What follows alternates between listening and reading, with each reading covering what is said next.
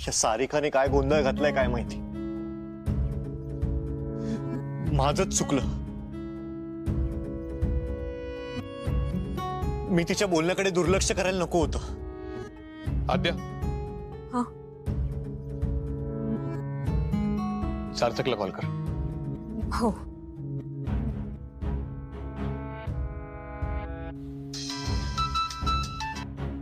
Hello hello सार्थक। हाँ बोल आद्या।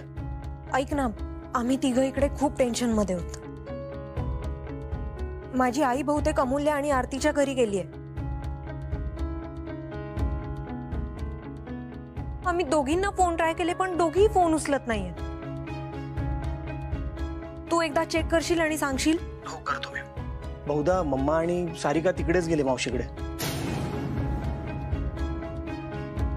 मी तिथे घरीच फोन करतो आणि लगेच तुला कळवतो फोन करून। हो ठीक आहे।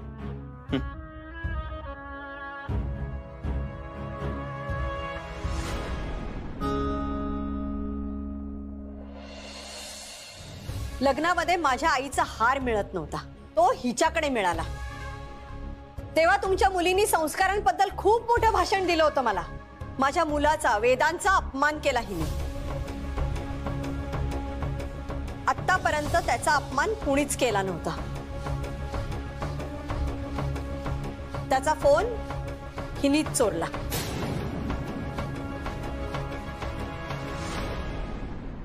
तरीही मी काही बोलले नाही, फक्त माझ्या आईमुळे आणि ह्यांच्यामुळे। कारण लग्न आमच्या घरचं होतं। माझ्या आईवर ह्या मुलींनी काय भुरळ घातली होती देव जाणे।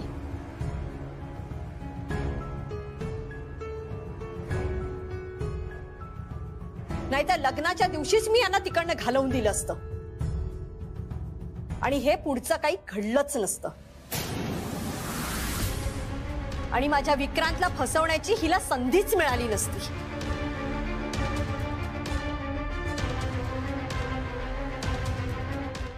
आई आई आई आई चूक माझी आहे। त्याची शिक्षा तू दादा आणि आद्याला नको देऊस।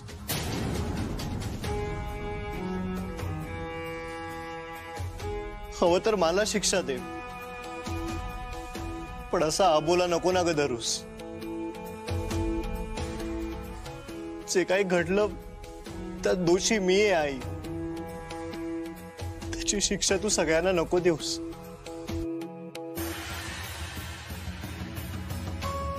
या सगळ्यात आरतीची काहीच चूक नाहीये। माझं खरंच खूप प्रेम आहे का आरतीवर। प्रेम आहे का आरतीवर। प्रेम आहे का आरतीवर।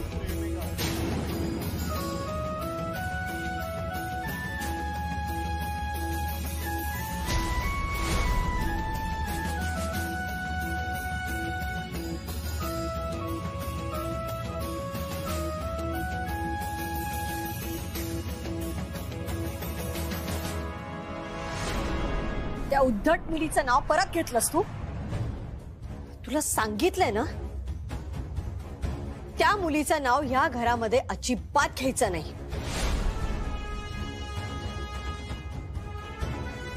त्या मुलीच्या घरी जाऊन आले मी।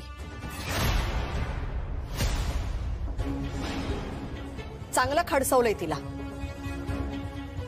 तुझी सासू सुद्धा होती का तिकडे? त्यांच्या समोर त्या मुलीला, तिच्या बहिणीला आणि तिच्या आईला जे काही सांगायचं होतं ना ते सांगितलंय।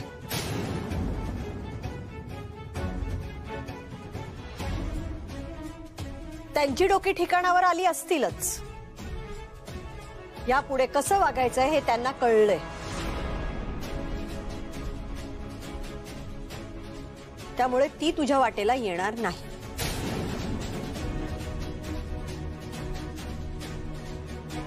आई आई म्हणू नकोस मला। आणि यापुढे या नावाने कधीच हाक मारायची नाही। तो हक्क केव्हाच गमावलायस तू। आई प्लीज शांत हो ना. सध्या तरी ते शक्य नाही. आणि मी कोणालाही कुठल्याही प्रश्नाचं उत्तर द्यायला बांधील नाहीये, कारण मला कोणाला काही सांगावंसच वाटत नाहीये. आणि का सांगायचं? तुम्हाला सगळ्यांना सगळं माहिती असून सुद्धा तुम्ही मला कोणीही काही सांगितलं नाही. का तू तुझ्या पप्पांचे कान भरतेस? तू का करतेस असं प्रत्येक वेळेला? कसलं गलिच्छ राजकारण खेळतेस तू? तुम्ही डायरेक्ट माझ्याशी बोला. तिच्या आडून कशाला बोलताय? तिला जे हवं ते मिळवण्यासाठी ती नेहमीच प्रयत्न करते. यात कसलं आलंय राजकारण? नाही पप्पा, प्रॉब्लेम हा आहे ना की हिला नेहमी माझ्यातले दोषच दिसतात. मी काय केलंय ग? विक्रांतच्या अवतीभोवती कोण फिरत होतं लग्नात? आणि तू पण त्या दोघींनाच पुढे करत होतीस ना? मी काय केलंय? मी फक्त पप्पांना जे खरं होतं ते सांगितलं. लग्नात त्या दोघी विक्रांतच्या अवतीभोवती घुटमळत होत्या. विक्रांतने एवढं टोकाचं पाऊल उचललं कारण त्या दोघी त्याच्या मनाशी खेळत होत्या. आणि हे मी तुला दादाच्या लग्नापासून सांगते, पण नाही. पण तुला काय वाटतं? तुझीच मुलगी नालायक, तुझीच मुलगी उद्धट. सारिका, एक लक्षात ठेव मामा, तुझ्या त्या लाडक्या आरतीमुळे माझ्या विक्रांतचा जीव गेला असता. सारिका शांत.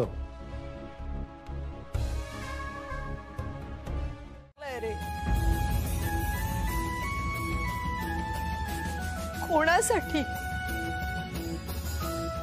एका मुलीसाठी?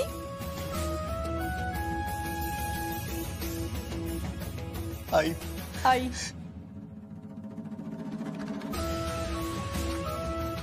स्वप्नात जरी अशी हाक मारलीस ना तरी खाडकन जागी होते रे मी.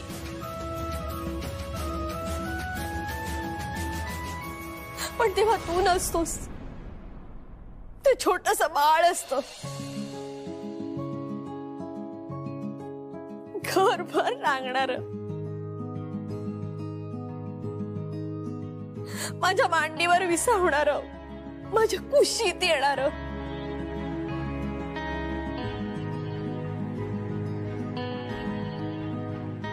आई म्हणून मला हाक मारणारा माझा तो विक्रांत दिसतो मला.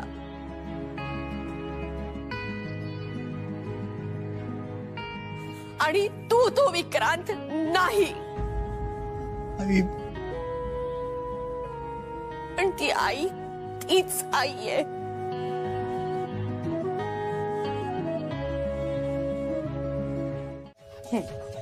बोला.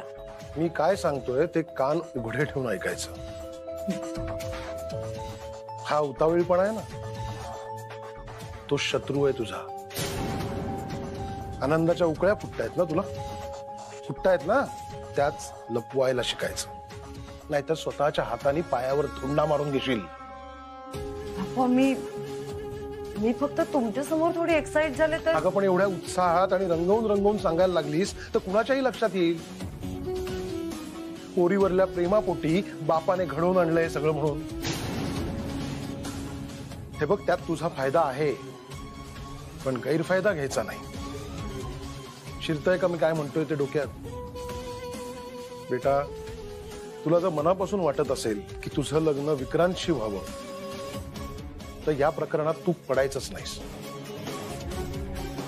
कुणाशी काहीही बोलायचं नाही. संयम संयम पाळायला शिकायचं. नाहीये तुझ्याकडे, पण तरी. नाहीतर सुनबाईंकडे जाशील आणि सत्यानाश ओढवून घेशील. बेटा, हे सगळं आपण आपल्या स्वार्थासाठी करतोय हे आपल्या दोघातच राहायला हवं. सार्थक समोर सुद्धा हा विषय काढायचा नाही.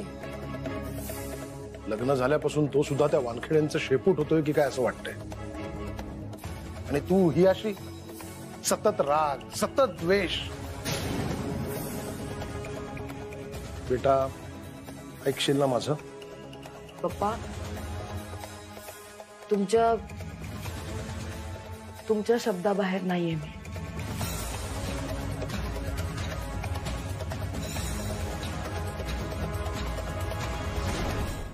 आणि आई अगं त्याच्यानंतर जितक्यांदा त्याने त्याच्या प्रेमाची कबुली दिली ताईने हेच सांगितलं,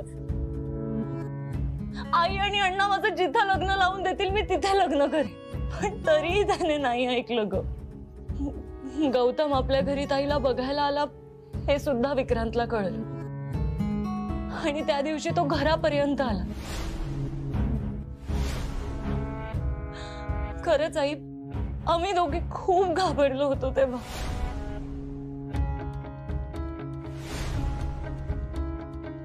ताईने तेव्हाही त्याला जाऊन बजावून सांगितलं की प्लीज माझ्या मागे लागू नकोस.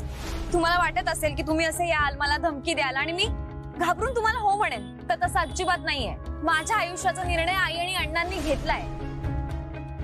माझं तुझ्यावर प्रेम नाहीये, पण आई अगं तो ऐकायलाच तयार नव्हता.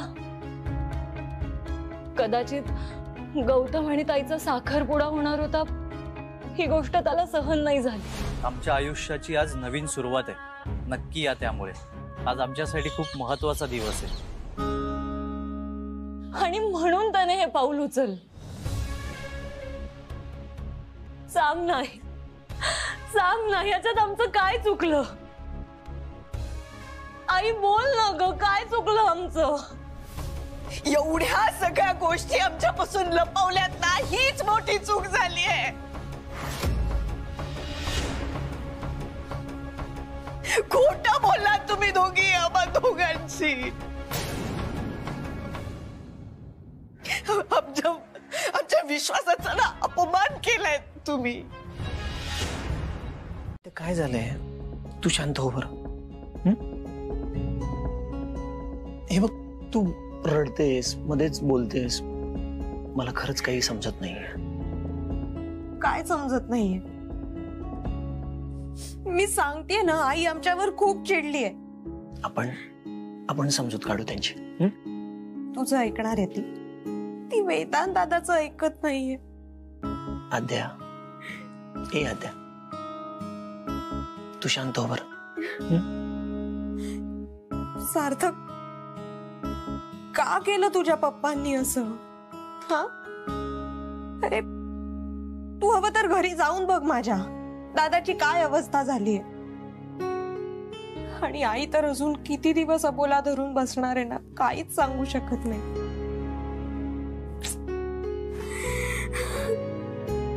बरं, तू आधी शांत हो.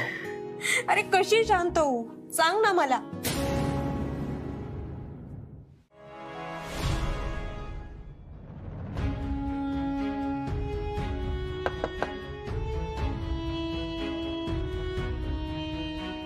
आई प्लीज जेवायला ये ना. आई आम्ही तुझी वाट बघतोय. आई अगं तूच शिकवलं होतंस ना जेवणावर राग काढायचा नाही, आणि तूच सकाळपासून काही खाल्लं नाहीयेस. ये ना प्लीज. आई ये ना ग बाहेर. तू नाही आलीस ना तर मी पण नाही जेवणार. आई तुझा माझ्यावर राग आहे ना, मग रागव ना माझ्यावर. तू जेवणावर का राग काढतेय? माझा राग जेवणावर नाहीये. अन्नाचा अपमान मी कधीच करणार नाही आणि मी कोणावरही रागवलेली नाहीये, कारण राग आपल्या माणसांचा येतो आणि या घरामध्ये माझं असं कुणीच नाहीये. माझं मी नंतर जेवीन. माझी काळजी करण्याची काही गरज नाहीये.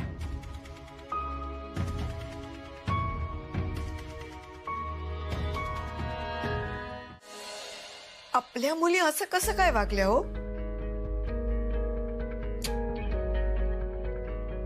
सुमन, तुम्ही एकट्याच नाही, मी सुद्धा खूप दुखावला गेलोय. जे झालं ते फार वाईट झालं.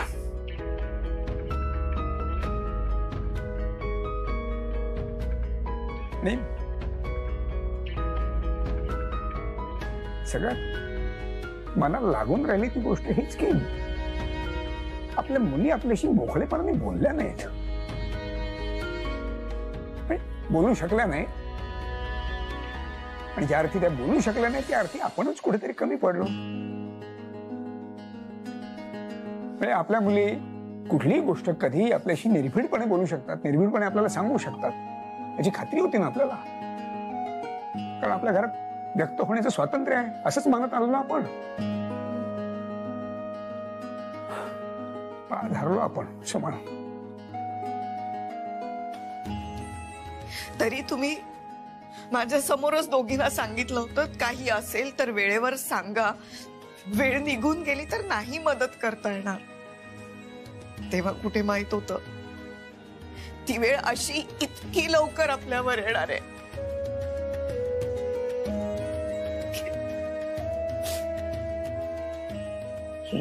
कसं चुप चुप चुप.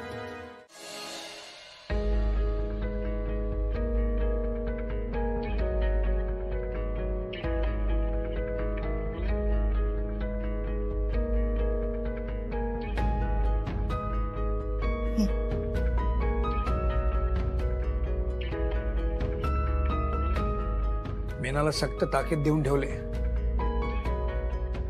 जरा वेळेवर येत जा, उशीर करू नकोस अजिबात.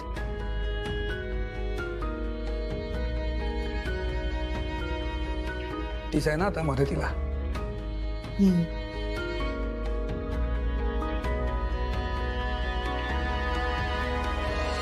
तुम्ही या बसा इकडे.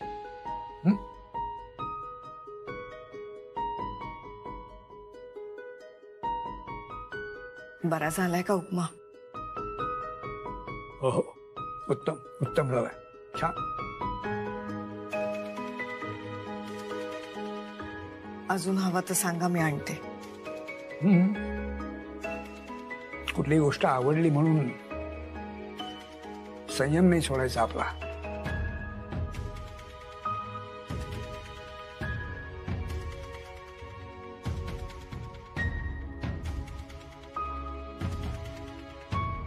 अण्णा,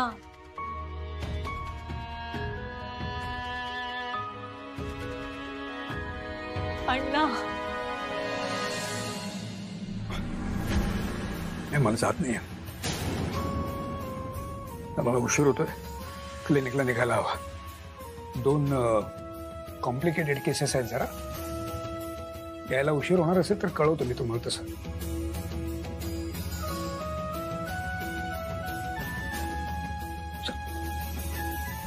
अण्णा, हे बघा, तुम्ही आम्हाला रागवा, बोला,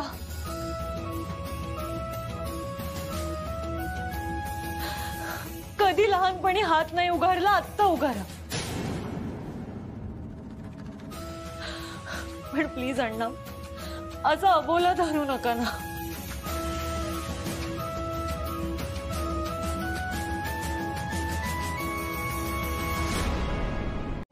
इतर पालकांसारखं तुमच्या मागे लागलो का कधी आम्ही, की अमुकच करा, तमुकच करा, ह्याव करा आणि त्याव करा? नाही ना. तुम्हाला जे आवडेल ते करण्याचं स्वातंत्र्य दिलं ना आम्ही तुम्हाला, दिलं ना अमूल्या. आणि तू राजीनामा देऊन माझ्याकडे आली होतीस तेव्हा सुद्धा मी तुला विचारलो, माझ्यापासून काही लपवतेस का? आतापर्यंत अशा 2 संधी दिल्या मी तुम्हाला, त्यानंतर सुद्धा तुमच्या आईने मला सांगितलं होतं की अहो ती बिचारी आरती घाबरली आहे. तर त्यावर मी त्यांना सांगितलं, समजून सांगितलं त्यांना की नका तुम्ही काळजी करू, वाटल्यास मी बोलेन त्यांच्याशी. आणि आपल्या मुली जर तसंच काही असेल तर सांगतील ना आपल्याला, आपल्यापासून काही लपवणार नाहीत त्या.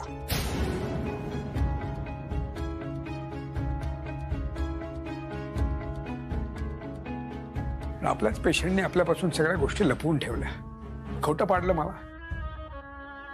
काय आम्ही दोघंही आता तुम्हाला ना परके वाटायला लागलोय.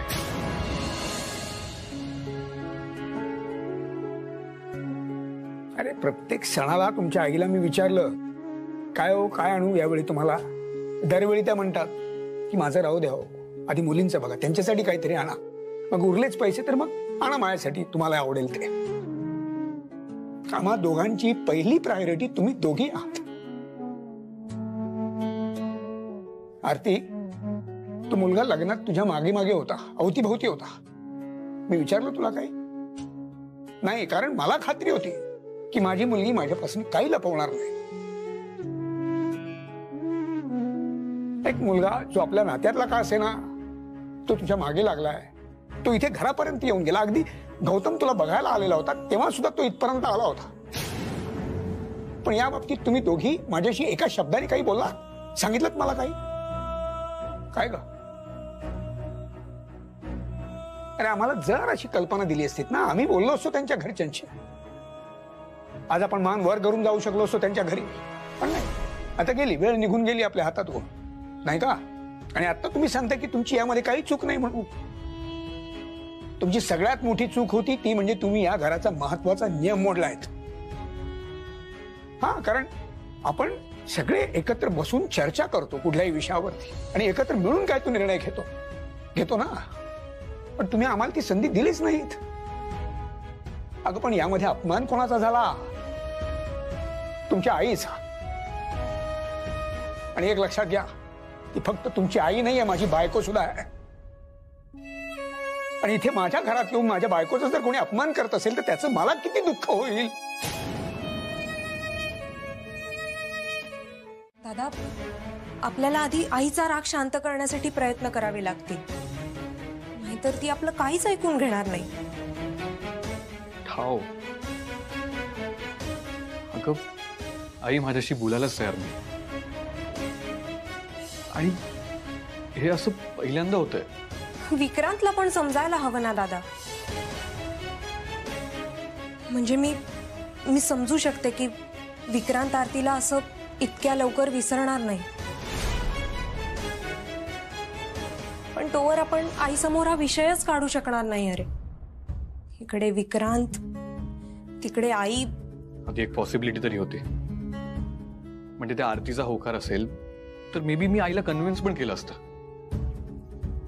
पण आता आई आरतीला एक्सेप्टच नाही करणार. नाहीच करणार. आणि सार्थकच्या पप्पांना हेच हवं होतं. घरात पॉलिटिक्स आणतोय हा माणूस. पण जाऊ दे, आपण विक्रांतवर फोकस केलं पाहिजे. आपण त्याचं मन डायव्हर्ट केलं पाहिजे. त्याला ना ही जाणीव करून दिली पाहिजे की आरतीचं स्वप्न बघणं बंद कर आता.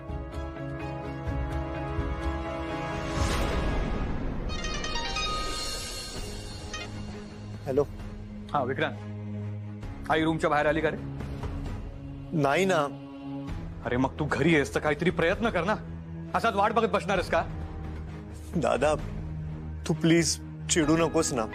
मला माहितीये जे काही घडलंय त्या सिच्युएशनला मी रिस्पॉन्सिबल आहे, पण मी पण प्रयत्न करतोय रे. मी आईच्या रूम बाहेर उभा होतो, 2-3दा दार ठोठावलं, तिला हा काही मारली, पण ती काहीच रिस्पॉन्स देत नाहीये. शेवटी मी फोन ट्राय केला तर तोही स्विच ऑफ आहे. दादा तूच सांग, मी काय करू आता? तुझ्याकडून ना काहीच होणार नाहीये. मी आलोच. दादा दादा दादा प्लीज प्लीज ऐक ना. तू विक्रांतवर असा एकदम चिडू नकोस. अरे त्याला पण आईची काळजी आहे, आणि ऑलरेडी त्याला खूप गिल्टी वाटतंय. प्लीज.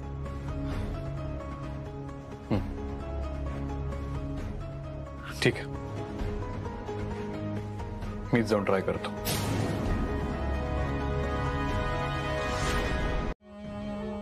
आणि ह्या अशा फालतू गोष्टींमध्ये आपला वेळही वाया घालवायचा नाही, कळलं? हो पप्पा, पण मला सांग, विक्रांतशी लग्न करायचंय ना तुला? वानखेडेंच्या घरची सून व्हायचंय ना? हो. मग ते अधिक महत्वाचं का सार्थकवर रागवणं?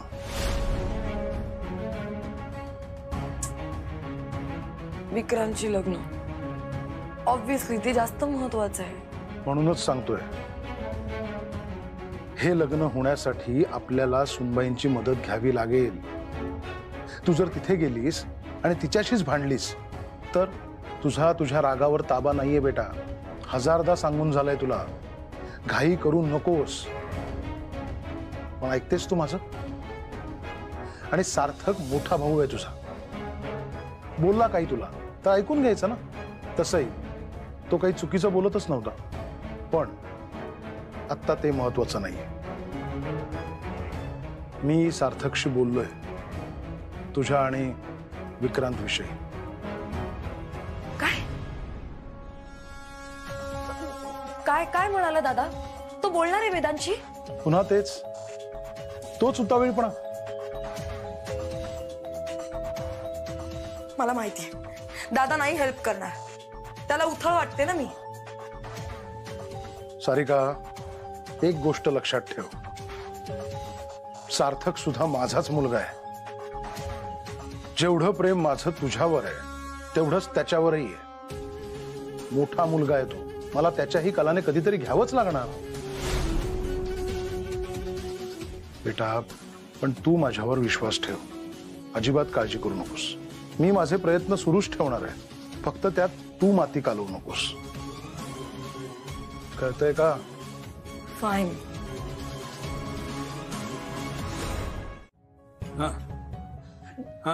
अण्णा, आई कशी आहे आता? हो, निघालोच आहे मी. पोहोचतो ताबडतोब पोहोचतो. चल. अण्णा, बीपी किती आहे आईचा? नाही, मी एक काम करते, मी 2 तासांनी पुन्हा चेक करते. काही गरज नाही. कृपा करून तुम्ही आता आत जाऊन तिचा बीपी वाढवू नका आणखी. मला अर्जंट पेशंट आहे क्लिनिकला, जाऊन येतो तासाभरात. मग मी तिच्यासाठी पटकन खिचडी करून आणते. काही गरज नाहीये, तुम्ही नका काळजी करू. मला माझ्या बायकोची काळजी आहे. हो अण्णा, असं काय बोलताय? आम्ही आहोत ना, आम्ही घेतो तिची काळजी. हो अण्णा, आम्ही पूर्ण वेळ लक्ष देऊ आईकडे, तुम्ही काहीच काळजी करू नका. मीनाला सांगितलंय मी, ती खिचडी आणि पेज करून आणते, ती येईल वेळेवर. कृपा करून तुम्ही आता आज जाऊन तिचा बीपी आणखीन वाढवू नका, नाही तर पुन्हा हॉस्पिटलला ऍडमिट करायला लागेल तिला.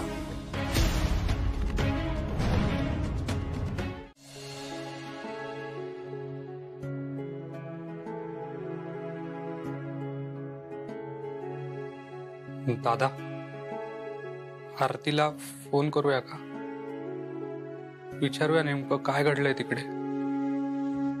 ती फोन उचलेल की नाही माहित नाही, पण प्रयत्न करतो. दुसरा काही पर्याय नाही आपल्याकडे. असं तर नसेल ना की तिची आई असं काहीतरी बोलली जे आपल्या आईला लागलंय? नाही अरे, कारण इतके दिवस आईचा राग कधीच राहत नाही. बघ, फोन करू.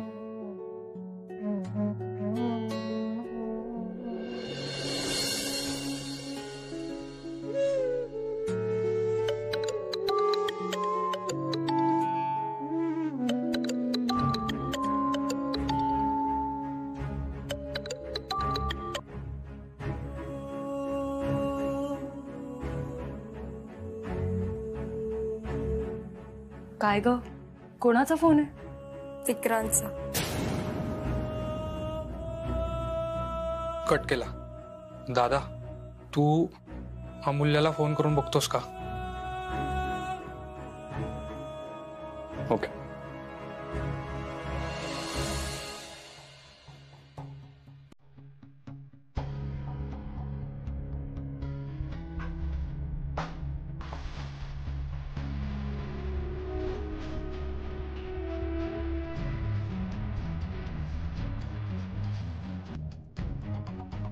हॅलो.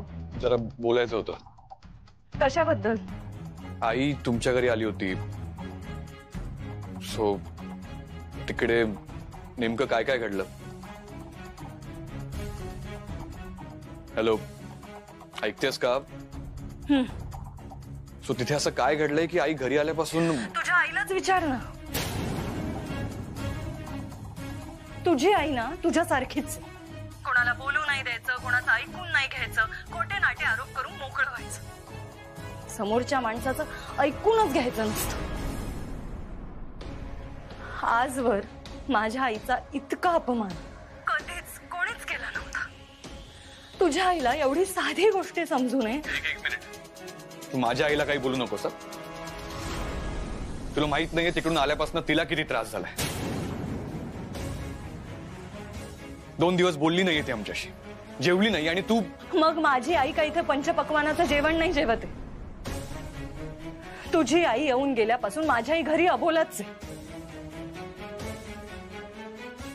आई आजारी पडली, बीपी वाढलाय तिचा. कदाचित तिला ऍडमिट करावं लागेल. कळताय तू? तर आपण कधी पट्टी घेऊन त्यांना भीती दाखवली आहे का मला सांग? नाही ना, आपल्या घराचं वळणच नाहीये तसं. सुमन, एक लक्षात घ्या, मी आहे डॉक्टर. त्यामुळे पेशंटचा एखादा अवयव नीट काम करत नसेल ना, एखादी जखम खूपच चिघळली आहे बघून लगेच पाय कापून टाकतो का आम्ही? तो आमचा सगळ्यात शेवटचा इलाज असतो. म्हणजे जिथे सगळे उपचार संपतात, थांबतात, आता पेशंटला वाचवणं महत्वाचं आहे. हे जेव्हा लक्षात येतं त्यावेळेला मग तो भाग कापून टाकतो आम्ही. पेशंटचं बीपी खूपच वाढलंय म्हणून काय लगेच बीपीच्या गोळ्या सुरू करत नाही आम्ही. काय आहे, मी आहे ओल्ड स्कूलवाला, अशीच प्रॅक्टिस करतो मी. शक्यतो पेशंटचा दुबळा दुखरा अवयव बरा करून त्याचा शरीराशी समन्वय कसा साधता येईल ते आम्ही आधी बघतो. शेवटपर्यंत प्रयत्न करत राहतो. मी कसं आहे सुमन, या दुखण्याच्या ना दोन बाजू आहेत. एक त्यांची, तरी त्या पूर्णतः चुकलेल्याच आहेत, याबद्दल मनात अजिबात शंका नाहीये. आणि दुसरी बाजू आपली, म्हणजे आपल्या मुलींना आपल्याबद्दल तेवढा विश्वास नाही वाटला, आपल्याशी मोकळेपणाने बोलू शकल्या नाहीत त्या. ही आपली चूक आहे ना. बरं, आता या दुसऱ्या गोष्टीचं सुद्धा मला भान आहे, पण म्हणून मी काय झिडकारू त्यांना? हा, आता जी शिक्षा आपण त्यांना देतोय ती शिक्षा आपल्याला सुद्धा झालीच आहे ना. त्यांच्याशी न बोलून आपल्याला काही बरं वाटतंय का मला सांगा? वाटतंय बरं? नाही ना. किती काही झालं असेल त्यांच्या हातून, किती चुका झाल्या असतील, तरी आता त्यांना योग्य मार्ग दाखवून आपण त्यांना पदराखाली घेणं हे आपलं कर्तव्य आहे. कारण आपण आई बाबा आहोत त्यांचे. आपला आधार हा त्यांचा हक्क आहे आणि त्यांना आधार देणं हे आपलं कर्तव्य आहे. बरोबर ना? आणि इतक्या वर्षात पहिल्यांदा आपल्या मुलींच्या हातून काहीतरी चुकलंय आणि त्याची शिक्षा त्यांना मिळाली. आता त्यांना असं फार काळ एकटं टाकणं मला काही योग्य वाटत नाहीये. पोरींच्या डोळ्यातलं पाणी खळत नाहीये. मला वाटतं सुमन, आपण त्यांना आता माफ करूया. त्यांचं जे काही चुकलंय ना याची जाणीव करून देऊया त्यांना, असं मला वाटतंय. बघा, तुम्हाला जर माझं म्हणणं पटत नसेल तर करा, तुम्ही शांतपणे विचार करा. जो काही निर्णय घ्यायचा असेल ना तो आपण दोघांनी मिळून घेऊया. हा, तू आता शांतपणे झोपा, ठरवू आपण काय ते. इतकं छान मुद्देसूद समजवणं मला कधी जमणार हो? कदाचित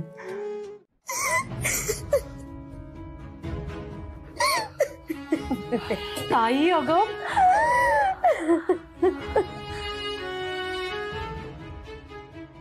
हे बघ, शांत हो, शांत हो, सगळं ठीक होईल. मी खूप हेल्पलेस फील करते ग अमूल्य. ताई, अगं मी पण. हे बघ ताई, तू रडू नकोस, सगळं काही व्यवस्थित होईल. अमूल्य, तू मला सांगत असतेस रडू नको म्हणून, पण तू सुद्धा तर रडत असतेस ना. तू फक्त दाखवतेस की सगळं नॉर्मल आहे, पण काहीच नॉर्मल नाही आणि ते होणारही नाही. सगळं विस्कळीत झालंय, सगळं माझ्यामुळे झालंय. हे बघ, स्वतःला दोष देऊ नकोस. ह्यात तुझ्या एकटीचा दोष नाही अगं. अमूल्य, का आईचा बीपी वाढलाय. अण्णा काय म्हणाले ऐकलंस ना? आईला ऍडमिट करावं लागू शकतं. किती त्रास होत असेल तिला.